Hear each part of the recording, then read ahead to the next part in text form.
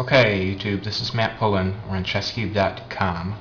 Let's see if I can recover from the debacle that was Live Blitz 19. So, it's time to seek a 5-0 rated game.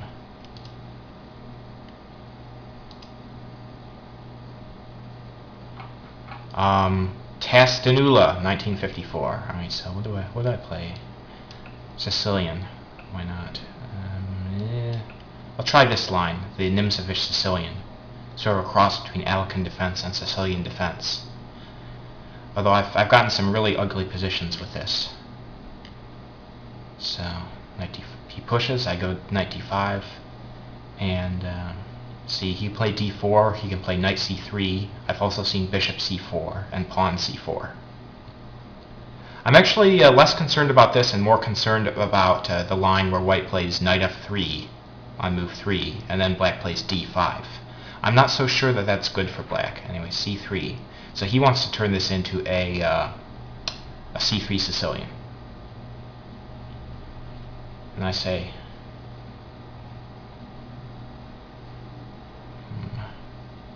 do I want to allow this? Well, I don't really have a choice, do I? See, I can play e6. I'll put e6 here. I'm just trying to figure out the best way to transpose into the line that I know. And exchange.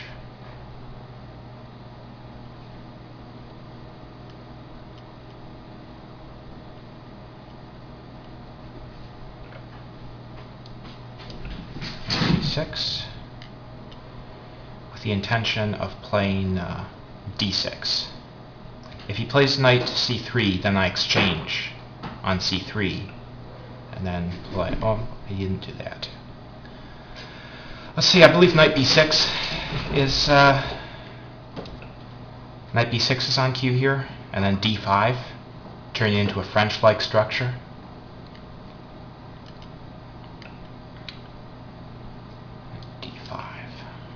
Closing down the position.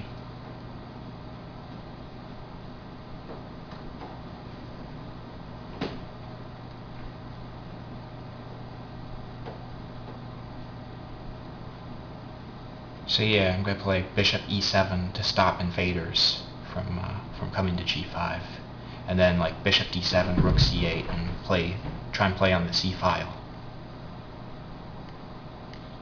The knight on b6 is hitting c4, so if I can go to c4, then it justifies his position. Although I don't get the pressure against the base of the pawn chain d4 that I would get in a French defense normally. But I remember playing in this variation against Alexander Stamnov like a year ago, and he played like some variation with like knight g5, you know, that was crushing, and then he brought his queen into h5 and just ended up just ripping me on the king side. So I gotta be conscious of that. So I'm gonna try and keep the configuration with the queen on d8 and bishop on e7, because that's really effective defensively. And I don't know, I think I'm gonna try and like delay castling, or maybe not castle. I'll just leave the king side alone and play like bishop d7, rook c8, and try and find effective squares for my knights. Alright, so the danger here, if he plays b4, my knight on c6 is going to have a hard time finding a square. I can play a5 to stop him from playing pawn b4. Or I can play my knight to a5 with the idea of jumping into to c4. Knight a5, he can play b3 and follow up with bishop d2, and it's hard to see where that knight is going to go. Knight a5, b3,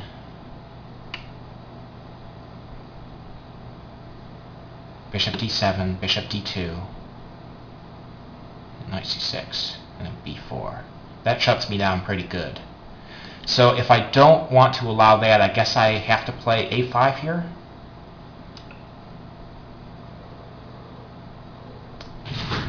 It creates some holes, especially a hole on b5. White will try and bring a knight there. Knight c3, knight b5. Maybe trying to land on d6. So I have to, like, I don't know, be prepared to sack, or be prepared to trade a bishop and hope I don't get pwned on dark squares. Yeah, we all saw this one coming.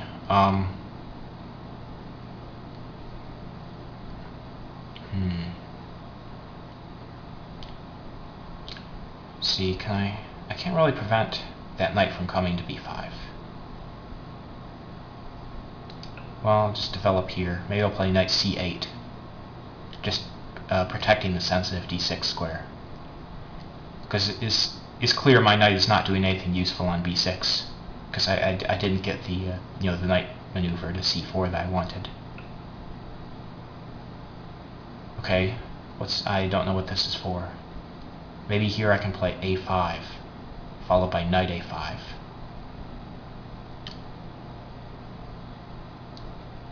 See, a5, bishop e5, knight a5. Alright, I think I have to take the opportunity to do this.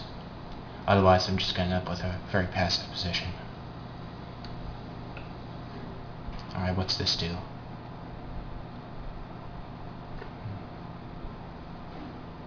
I don't know. Knight g5? Bishop takes, queen takes, queen takes. I'm not afraid of that. Is he going to play queen g4? Possibly. Who knows? So, he's going to play on the king's side. Maybe that's how I win this game. He moves all his forces to the king's side, and I'm not committed my king over there. So maybe king f8, just to guard the g7 pawn. But then he plays knight g5. But I can just take. Now knight g5 takes, bishop takes. Could be troublesome. King f8, knight g5, h6. So knight takes f7, king takes f7. He can check me, but I can just run away. Knight takes c6, bishop 6. Alright, I think I don't like the g6 move, so I think I'm gonna just play king f8 here.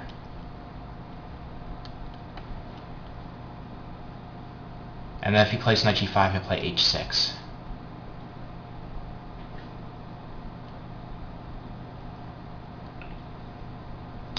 So, let's see, do I blockade his b pawn or do I go to c4? He's not threatening to push the b pawn. So I guess I'll go into c4.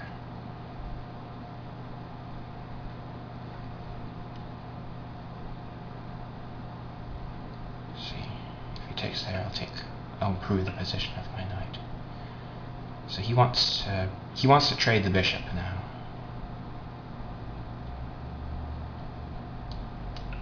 Kick that.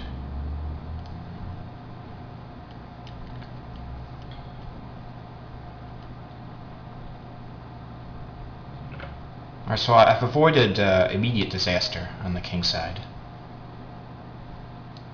I mean, I can play like g6, h5, get weaknesses on dark squares, since there are no bishops there. Although, maybe I'll just stand pat for now. Try and play on the...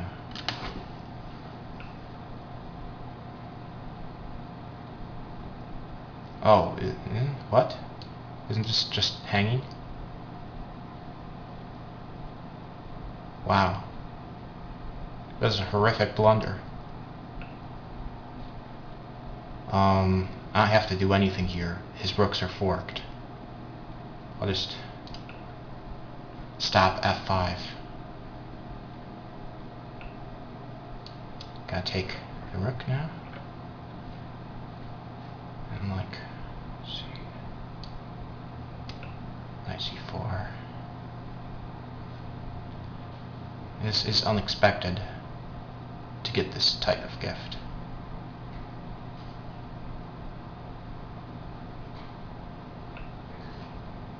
So he takes, I'll just cement that. So he takes, he might play d5. I'll just take this way and use the b file for my rook. Gotta stop him from playing g4. Except I didn't stop him from playing g4. He can do it anyway. Fudge. Gah!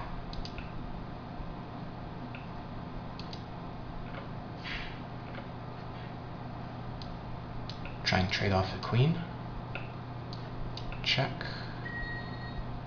And I win on time. So I got back some of my points. Thanks for watching, YouTube. Have a good one.